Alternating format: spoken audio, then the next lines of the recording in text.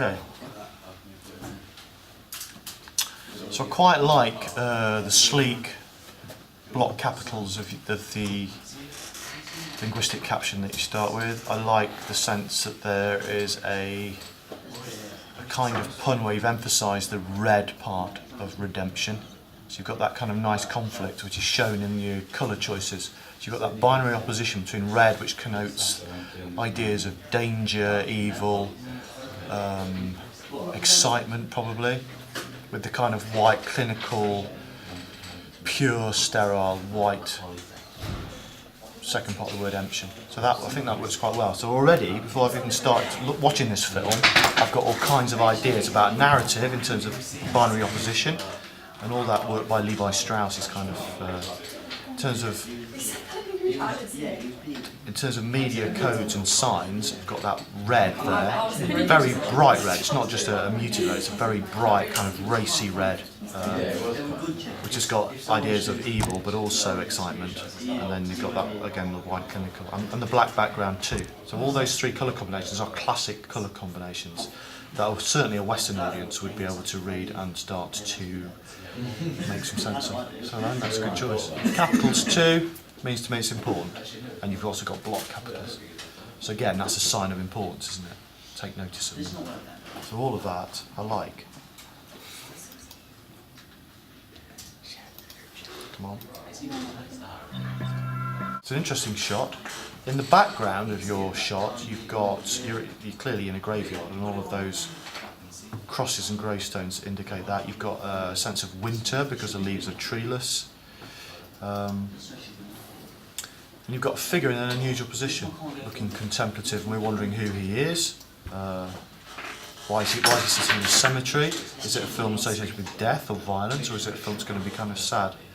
Your font choice here confuses me as an audience member. It's different. You've lost that kind of clear sense of it. It looks, I think, it's an unusual font choice for a film, anyway. Now that might be a good thing, but it certainly doesn't match with your first font choice. So I'm wondering where this is going. I don't know where I'd see that font. It looks more like a TV font than it does a film font, I'd say. So I think you might want to. I mean, I've not seen that as much as I've seen, but I'm asking that question. Non-diegetic, you've got a slow soundtrack. It is computer generated, so you've got a kind of ethereal, high-pitched sounds over a kind of regular, insistent bass note. It kind of mimics a heartbeat, so there's a sense of tension there and expectation, I think, that you've managed to capture. And the pan is very slow, again, giving the whole film a kind of slow, contemplative feel, and there's a kind of sense of mystery building because of that. I like the transition from your slow pan to that shot back, and I like it's very rarely that you see a zoom out work actually so well. That's impressive. Just try and stretch it. I wonder a little bit about whether this pan is held a little bit too long. Do we need you to go? Do we need this bit to get the idea?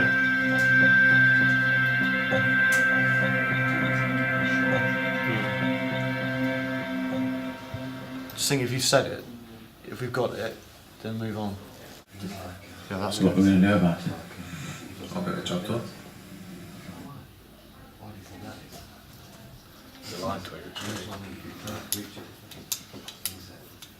Twig is no longer a secret. Right, right. I like it. There's loads of potential here, isn't there?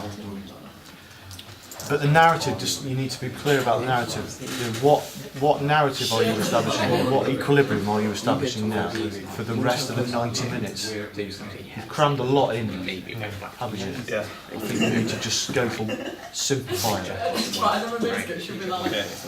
Simplify the narrative. There's lots of different points. I mean, you may not need the shooting. You might want to keep the kind of climax where you're talking about the hit.